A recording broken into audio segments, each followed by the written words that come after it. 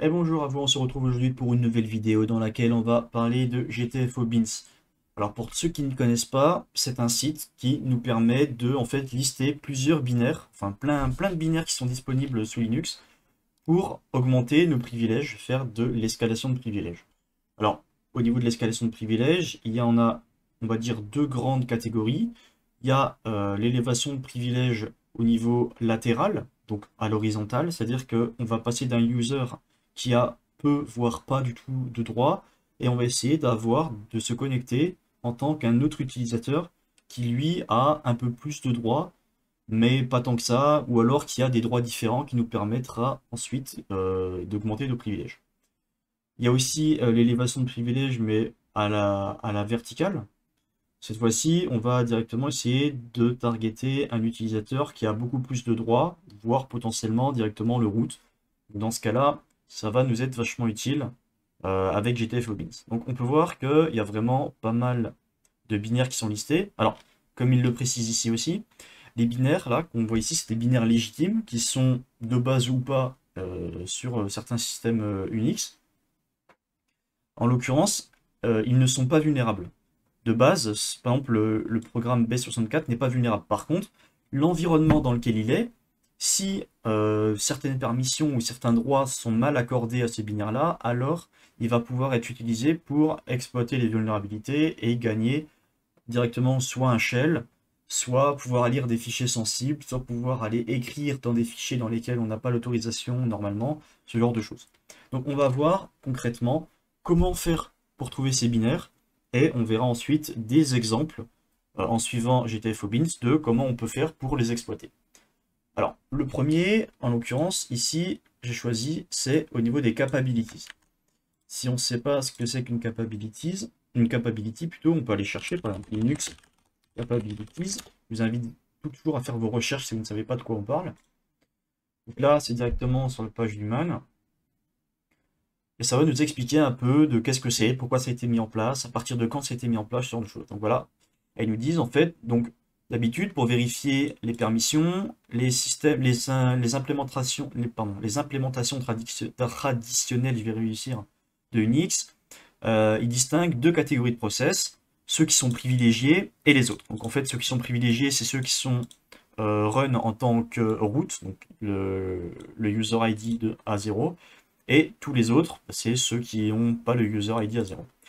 Et en fait, ceux qui avaient avant, donc tous les processus qui avaient les privilèges de root, ils bypassaient toutes les permissions au niveau du kernel. Mais maintenant, en fait, avec les capabilities, on peut désactiver ou activer certaines capabilités. Je ne sais pas c'est quoi le nom en français de capabilities. Certaines capabilities pour renforcer la sécurité et pas que ce soit binaire 0 ou 1. Là, on peut en choisir plein. Par exemple, on peut accepter que celui-là, mais refuser celui-là, et ainsi de suite. Donc voilà, c'est un peu plus modulaire que seulement activer ou désactiver. Donc les capabilities, ça peut être effectivement exploité de différentes façons. Ici, je vous ai mis, donc c'est pour les trois exemples, trois commandes qui nous permettent de lister les différentes catégories. Ici, ça va nous lister toutes les capabilities qui sont présentes sur le système.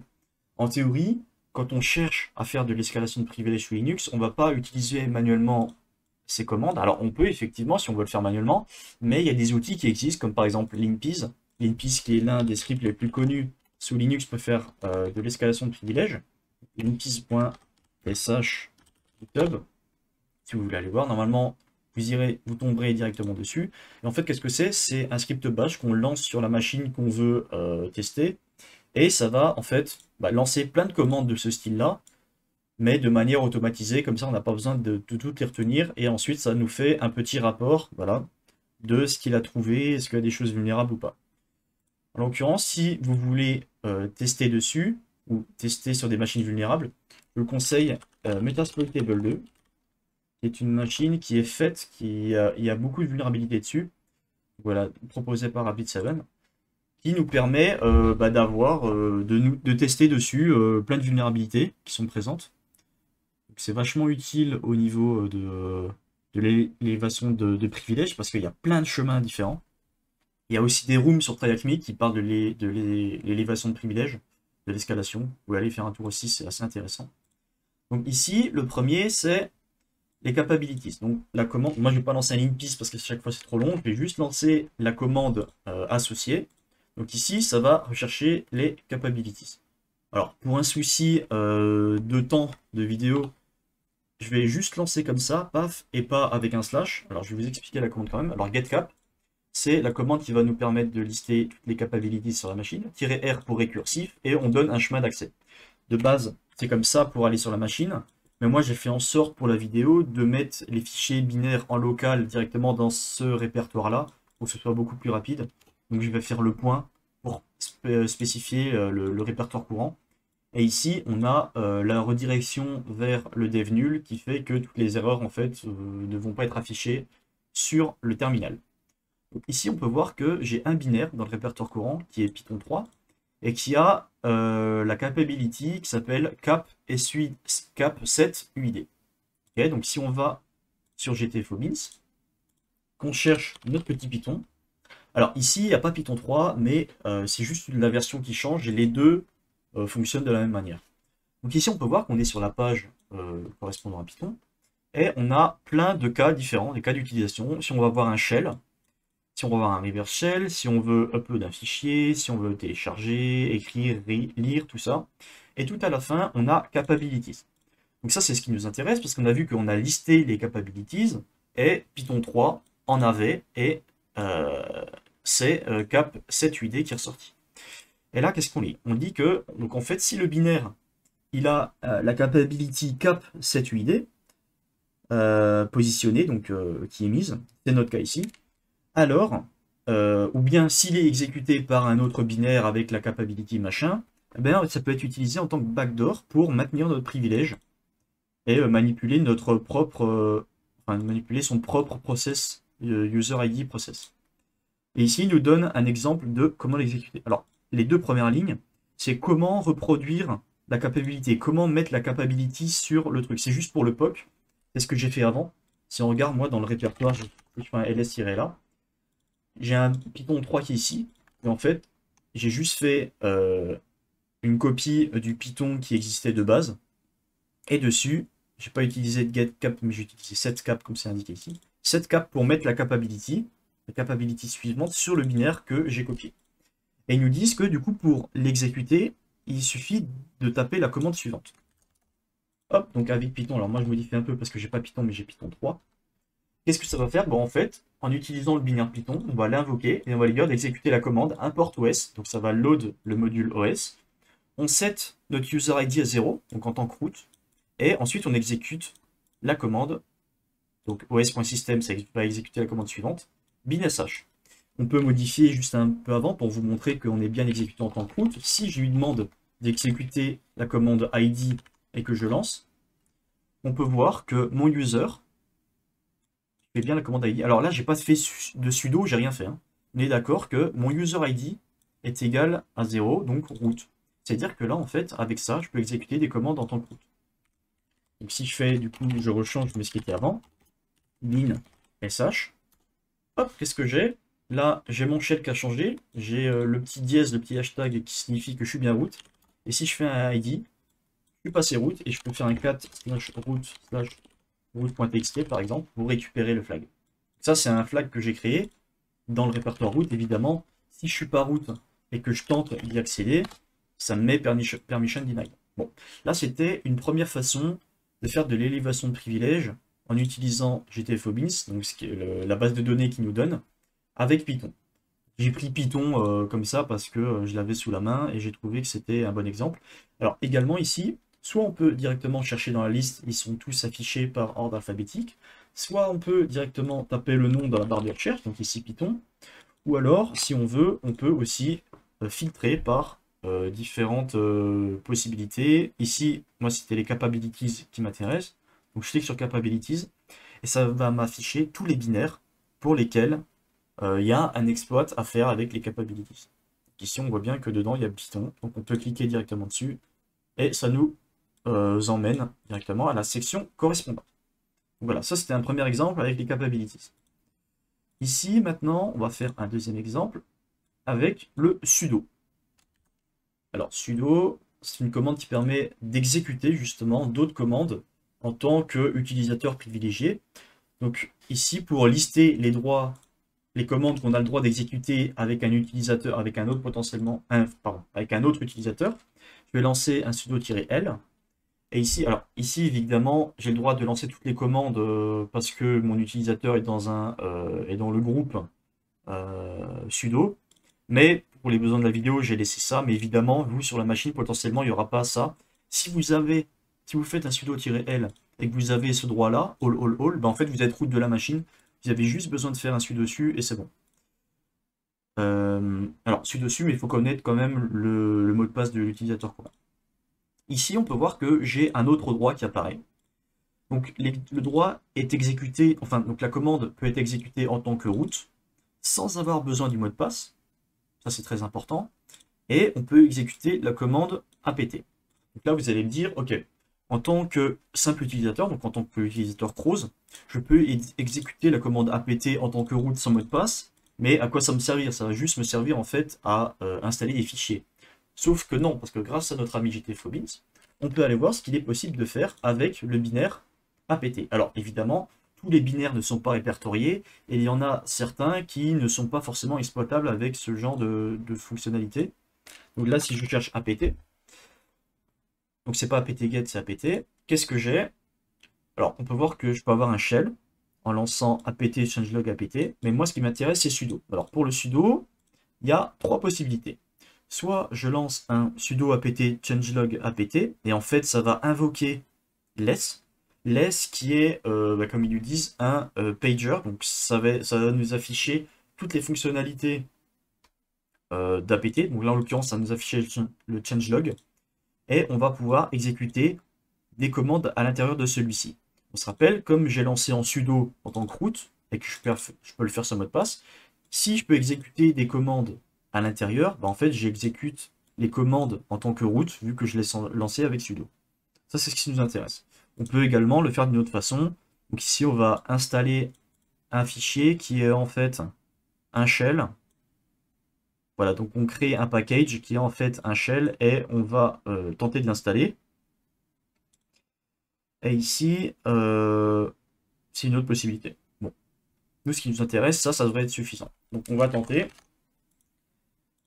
Ici, je peux lancer la commande apt en route sans password. Donc j'ai juste à mettre, alors c'est pas ça, c'est sudo apt. Donc là, ici, ça va bien correspondre à ça, parce que là, je peux lancer la commande apt, et je peux lancer n'importe quoi derrière. En l'occurrence, je vais lancer apt, je vais lancer le changelog, je rentre, hop, là, on se demande ce qui se passe, sauf que c'est le less dont on a vu avant, le default pager, en fait, c'est ceci. Ici, on peut voir que si j'appuie sur entrée plusieurs fois, hop, ça continue le fichier. Mais en l'occurrence, ici, je peux faire un point d'exclamation, bin /sh entrée, et ça va exécuter la commande dans le contexte de less que j'ai lancé avec le sudo. Donc ici, on peut voir comme avant le petit hashtag id. Donc là, également, je suis passé route. Donc là, je peux refaire un cat route.txt. Hop, et je récupère le flag. Alors là, je vous montre avec des flags, mais effectivement, par exemple, si vous êtes en pentest, vous pourrez après récupérer des fichiers compromettants, aller voir le cat etc cat shadow, /etc/shadow, pour récupérer les haches de la machine et tenter de faire du crack dessus. Regardez si vous n'avez pas accès, s'il y a un web server qui tombe dessus ou plein de choses. Hop, là on exit, hop, on quitte. Voilà, donc là c'était la deuxième façon de faire avec la commande sudo en utilisant apt. Et là, la dernière, elle est un peu plus spécifique. Pourquoi? En fait, je vais vous montrer. Donc là, on va parler maintenant des bits SUID. Qu'est-ce qu'un bit SUID? C'est une sorte de permission qu'on va mettre sur un binaire qui va nous permettre d'exécuter le binaire avec les droits de l'owner, de la personne qui possède le fichier. Si je fais un ls-là, ici, on peut voir que les permissions du fichier Python, elles sont classiques. C'est-à-dire que l'owner du fichier, celui qui a créé le fichier, qui possède le fichier, ici c'est Croze, donc c'est l'utilisateur courant, il a le droit de lire, d'écrire et d'exécuter. Okay. Ensuite, en tant que groupe Croze, on a le droit de lire et d'exécuter, et en tant que tous les autres, on a le droit également de lire et d'exécuter. Et exécuter, pardon.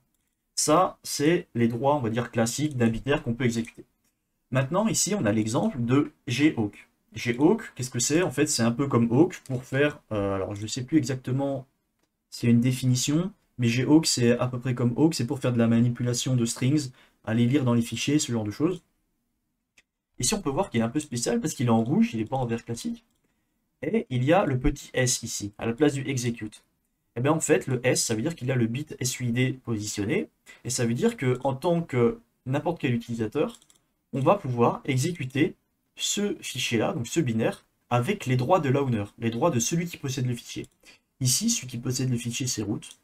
Donc, c'est-à-dire qu'ici, on peut lancer Gawk en tant que root, parce qu'il y a le bit SUID qui est positionné. Donc ça, c'est la théorie. Maintenant, c'est très bien, mais qu'est-ce qu'on peut faire avec? Alors déjà, comment le détecter? En fait, il y a la commande, avec la commande find, on va chercher dans l'endroit où on veut, et on va ajouter -perm-4000 pour rechercher les permissions des binaires qui ont le bit SUID positionné. Et on redirige évidemment la sortie d'erreur vers devnull pour éviter que ça nous affiche trop de trucs, trop d'erreurs sur le terminal. Alors en l'occurrence, ici, c'est toujours mieux de le faire en slash juste à la racine, plutôt que slash user. Encore une fois, pour les besoins de la vidéo, pour pas qu'on ait trop d'output, je vais le faire directement ici. Et là, qu'est-ce qu'on va trouver? Alors, on va trouver plusieurs choses, ok. Il va afficher plein de trucs. Ok. Là, en l'occurrence, il n'a rien trouvé. Pourquoi? Parce que je lui ai dit de chercher dans le slash user, et moi, en fait, le Gawk qui a le bit SUID, il est dans ce truc-là. Là, c'est la commande que je vous ai donnée si vous êtes sur une machine classique que vous voulez pentester ou vous voulez faire de l'escalation de privilèges. Ici, on peut regarder s'il n'y en a pas un qui correspond. Donc là, on voit un sudo. On pourrait se dire, ok, sudo, c'est intéressant. Peut-être qu'il y a des trucs à faire avec. Donc on regarde sudo. On va sur GTFOBINS. On check sudo. Et là, il n'y a aucun binaire qui match. Donc apparemment, avec sudo, on ne peut rien faire. Alors, il faut toujours aller chercher sur Internet parce que s'il n'est pas sur GTFOBINS, ça ne veut pas dire qu'on ne peut rien faire avec, mais il n'a pas été listé parce que ce n'est pas quelque chose qui est vraiment très répandu. Ici, on a passwd qui peut être intéressant, donc on peut aller également rechercher si on a quelque chose avec passwd. Là, on n'a rien, donc on ne peut pas non plus, ainsi de suite. Et là, en l'occurrence, si je modifie ici pour faire un find dans le répertoire courant, on voit bien que Gawk, il est ressorti parce qu'il a le bit SUID positionné, qu'on retrouve ici, il est en rouge, donc c'est bon. Donc Gawk, on peut aller voir s'il y a quelque chose qui correspond à ça. Gawk, effectivement, on a bien un binaire. Et ce qui est intéressant, c'est qu'on a SUID. Ok, donc en théorie, là, ce qu'ils nous disent, c'est qu'on peut aller lire n'importe quel fichier sur le système en utilisant Gawk. On va... Alors là, encore une fois, la commande d'avant, c'est pour mettre en place le POC, pour donner le bit SUID à Gawk. Moi, je l'ai déjà fait avant. C'est pour ça qu'il est dans le répertoire courant ici. Et qu'est-ce qu'on va faire? En fait, on va juste exécuter la commande et on va remplacer le lfile par le fichier qu'on veut lire. Donc moi, par exemple, root.txt. Hop, je peux lire le contenu du fichier avec Gawk parce qu'il a le bit SUID et que je peux l'exécuter en tant que owner du fichier qui est root. Ok, jusque-là, tout va bien. On rappelle que si je n'ai pas les droits de base, il m'est impossible d'aller récolter le contenu du fichier root.txt. Voilà. Ok, donc ça c'est bien. Par contre, le problème c'est que là, on peut juste aller lire des fichiers. On ne peut pas exécuter de commande. Alors, si on retourne sur GTFOBINS, on peut regarder, donc sudo ça ne nous intéresse pas. Et là, par contre, là, il y a quelque chose qui peut être intéressant, c'est que, donc limited SUID, on nous dit que aussi, apparemment, s'il a le bit SUID, on peut exécuter un shell sur la machine et devenir root. Ok, on copie bêtement ça, on le colle. Donc là, Gawk. Ok, on lance la commande system-bin sh, donc on est censé avoir un shell. Ah, par contre, là, problème, il n'y a pas l'air d'avoir le hashtag comme d'habitude pour nous dire qu'on est root. Si je lance un ID, en fait, j'ai exactement les mêmes droits que l'utilisateur que j'avais avant. Si je fais un exit et que je relance un ID, voilà, vous pouvez comparer, c'est exactement les mêmes, j'ai pas de droits supplémentaires. On peut quand même rechecker. Je lance, donc là, je suis censé être root. Si je fais un cat /root.txt, ça ne fonctionne pas, j'ai pas les droits. Pourtant, GTFOBINS, il nous dit bien qu'on est censé avoir les droits là. Sauf que si on lit bien, en fait là, Donc voilà, si le binaire a donc si le binaire a le bit SUID positionné, alors on peut abuser pour accéder à des fichiers et maintenir notre accès avec des privilèges élevés. Le problème, c'est que en fait, si on le lance pour exécuter des commandes, par exemple avec système, ça fonctionne uniquement sur les systèmes Debian qui sont inférieurs ou égaux à la version stretch. Pourquoi? Parce qu'en fait, cette version, toutes les versions de Debian avant ou égale stretch, qu'est-ce qu'il fait? En fait, ils permettent d'exécuter des privilèges avec le bit SUID et de garder ces privilèges. En l'occurrence, là, je suis sur Ubuntu. Ubuntu, c'est pas du Debian. Alors, c'est peut-être basé sur du Debian, j'y connais rien en Linux, mais en l'occurrence, ici, ça ne fonctionne pas. Donc, on ne peut pas utiliser ça pour avoir un shell root. Mais il y a d'autres solutions. Comment faire? Bah, on voit que si on regarde tout ce qu'on peut faire avecGhawk, donc on a vu que du coup, bah, le shell, c'était mort. Les reverse shell, c'est la même chose, on exécute des commandes, donc ça va pas être bon non plus. Par contre, on peut voir un truc intéressant, c'est qu'on peut écrire dans des fichiers. Ça peut être cool. Pourquoi? Parce que ce qu'on va écrire, on va les écrire avec les droits root. C'est-à-dire qu'on peut, déjà, on peut lire des fichiers pour lesquels on n'a pas les droits normalement, et on peut écrire dans ces fichiers.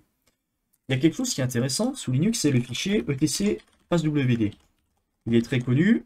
Pourquoi? Parce qu'en l'occurrence, on peut y accéder en tant que n'importe quel utilisateur. Si on fait un ls-la etc/passwd, on peut voir qu'il est en lecture pour tout le monde. Et en fait, bah, en l'occurrence, de base, il contient rien de très intéressant, si ce n'est la liste des utilisateurs avec leur ID, user ID, group ID. Ça, c'est quoi? C'est, je crois, le nom, une petite description, le répertoire de l'utilisateur et le shell associé. Ok, bon, en soit, rien de très intéressant. Mais ça peut être, on peut rajouter d'autres utilisateurs. Le problème, c'est qu'on voit qu'ici, il n'y a que le root qui est en écriture. Mais nous, c'est pas un problème, puisqu'on a vu qu'avec GTFO-Beans, et comme on a le bit SUID, on peut écrire dedans. Donc qu'est-ce qu'on va faire? Nous, on va vouloir rajouter un nouvel utilisateur qui a pour user ID 0 et group ID 0. En fait, on va presque copier cette ligne, mais on va créer un autre utilisateur avec le mot de passe qu'on souhaite pour pouvoir se connecter dessus en tant que root. Donc pour ce faire, sous Linux, on va utiliser la commande OpenSSL. Donc OpenSSL pour générer un mot de passe, donc passe WT, -1 pour le type de mot de passe. On met un salt aléatoire et ensuite on met le mot de passe qu'on veut générer. Donc moi, je vais laisser myPassword par défaut. Donc ici, ça m'a généré un hash. On peut voir que c'est de type $1, on retrouve le hash, le salt derrière, et ensuite c'est le hash. Ok. Qu'est-ce qu'on fait? Maintenant, on va essayer d'ajouter cette ligne dans notre fichier. Alors évidemment, le hash, on le change par ce qu'on vient de générer.